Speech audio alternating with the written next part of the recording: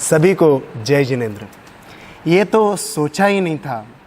पंडित रतनचंद जी भारीले द्वारा कृत इसका प्रथम भाग में आपका स्वागत है। तो हम प्रारंभ करते हैं प्रथम भाग का एक संस्मरण। प्रेम संबंध हो पर ऐसे। बीए अंतिम वर्ष में आते आते ज्ञानेश के सभी साथी उसके अंतर्बाह्य व्यक्तित्व से भली भांति परिचित हो चुके थे। बहुत से साथी उसकी सरलता, सज्जनता, निस्वार्थ सेवा की भावना, परोपकार की प्रवृत्ति और सभी दुर्व्यसनों से सदा दूर रहने के कारण उससे प्रभावित भी थे। उद्दंड और उद्यम छात्र भी उसका आदर करते थे। अपने इन्हीं गुणों के कारण वह कॉलेज का सर्वमान्य निर्विरोध नेता भी बन गया था। पर उसने अपने सहज स्वभाव से किसी को कभी ऐसा महसूस नहीं होने दिया कि वह मैं अन्य छात्रों से कुछ विशेष हूँ। हर बात को, हर वस्तु को और हर घटना को देखने के दो पहलू हो सकते हैं। जहाँ फूल है वहीं कांटे भी हैं। जो फूल के पक्ष को देखता है वे खुश रहते हैं और जो कांटों को ही देखते हैं वे दिन रात रोते ही रहते हैं। इतनी समझ तो अनपढ़ कुमार जैसे लोगों में भी होती है कि उन्हें गधे जैसे मंदबुद्धि पशु में भी उसकी मंदबुद्धि की कमी नहीं दिखती, बल्कि उसकी ईमानदारी, सीधापन, परिश्रमशीलता और शुद्ध शाकाहारी होने के गुण ही दिखाई देते हैं। तभी तो वे उसका प्रेम पूर्वक पालन पोषण और उपयोग करते हैं। काश हम भी गधे के जीवन से उपर्युक्त गुण ग्रहण कर ले तो इस दुनिया का नक्शा ही बदल सकता है। यद्यपि ज्ञानेश अभी 22-23 वर्ष का ही होगा, परंतु वह अपने आत्मविश्वास, गंभीरता, उदारता, निश्शंकता और निर्भयता आदि विशेषताओं के कारण 25-26 वर्ष जैसा लगता था। उसे अपने पिता धर्मेंद्र द्वारा बचपन से ही नैतिकता का पाठ पढ़ाया गया था। इस कारण वह भारतीय संस्कृति और धार्मिक संस्कारों से ओतप्रोत था। कॉलेज में सहशिक्षा थी। छात्र छात्राएं एक साथ पढ़ते थे, परंतु ज्ञानेश ने कभी किसी छात्रा की ओर आंख उठाकर नहीं देखा। अन्य छात्रों की भांति छात्राओं से बात करने के मौके का खोजना, उनके साथ घूमना फिरना, होटल आना जाना उसके लिए कल्पना से भी परे की बात थी। इस कारण अनेक चंचल स्वभाव की छात्राओं ने तो उसका नाम भी भोलेनाथ रख लिया था।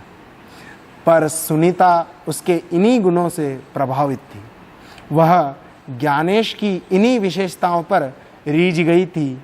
वह ऐसे ही आदर्श जीवन साथी की कल्पना अपने मन में संजोई थी, परंतु ज्ञानेश से बात करने की उसकी हिम्मत नहीं होती। क्या कहे, कैसे कहे? बात करने का कोई ठोस बहाना या आधार भी तो चाहिए ना। उसे भय था कि ज्ञानेश से बात करने से वह कहीं छिड़क न दे, सखी सहेलियाँ उसकी हंसी न उड़ाने लगे, कोई देखेगा तो पता नहीं क्या क्या मनगढ़ंत कल्पनाएं करने लगेगा। इस तरह न जाने कितने विकल्प उठा करते उसके मन में। संयोग से दोनों की कक्षाएं भी अलग अलग थीं, क्लासरूमों के रास्ते भी अलग अलग थे। मिलने का सहज संयोग संभव ही नहीं था। मात्र वार्षिकोत्सव में एक मंच पर मिलना होता था।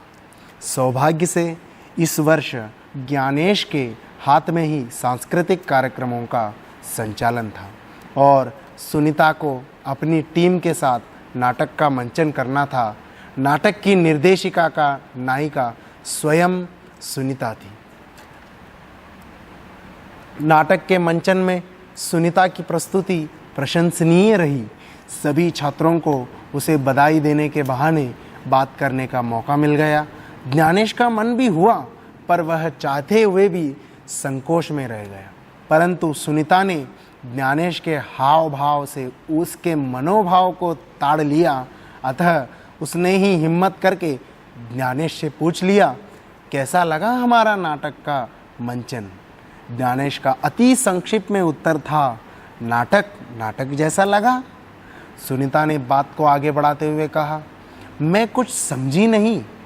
ज्ञानेश ने पुनः एक वाक्य में ही उत्तर दिया, इसमें न समझने जैसी बात ही क्या है। नाटक दृष्टि से बहुत अच्छा लगा।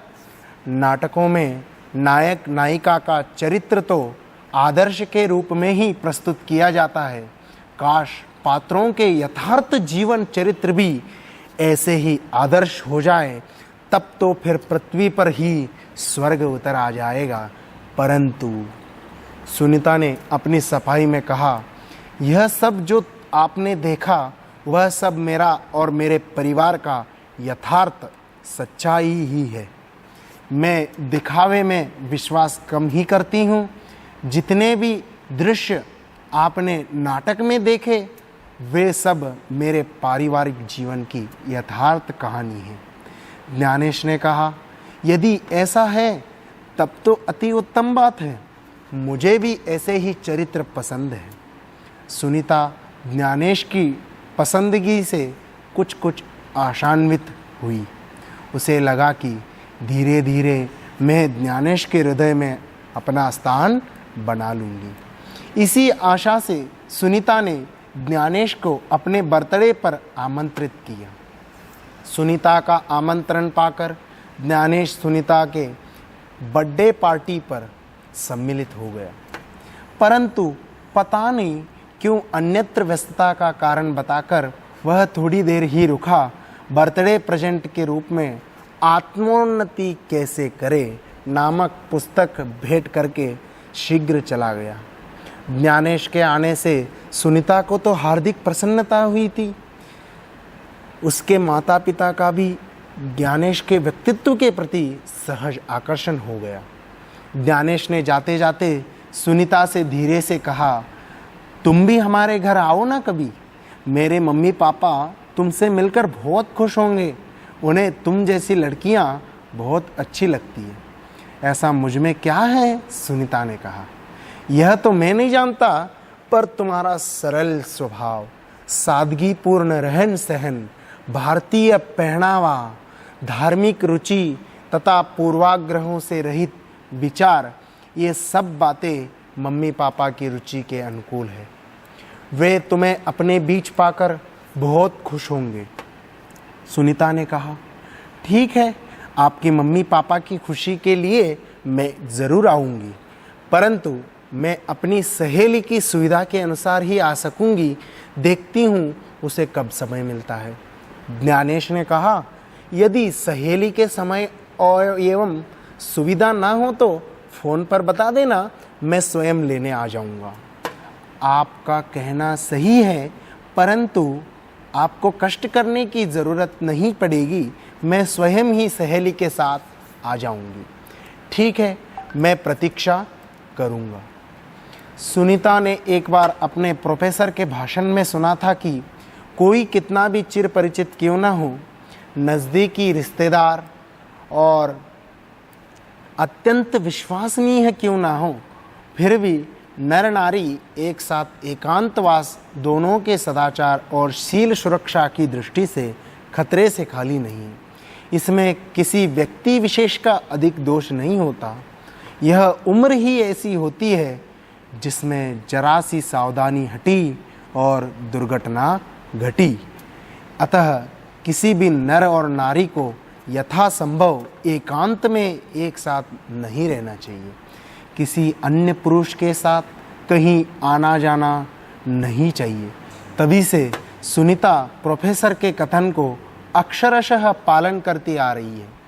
ज्ञानेश भी तभी से इसी नैतिक मूल्य के अंतर्गत कॉलेज में लड़कियों से सदैव दूर ही रहता था। फिर भी न जाने क्यों उसका हृदय भी सुनीता की ओर आकर्षित हुए बिना नहीं रहा। अब ज्ञानेश व सुनीता तन से दूर रहकर मन से एक दूसरे के नज़दीक हैं। जिनकी जैसी होनहार होती है, जिसके साथ जैसे संस्कार होते हैं, उसका उनके साथ सहज ही वैसा बनाव बन जाता है।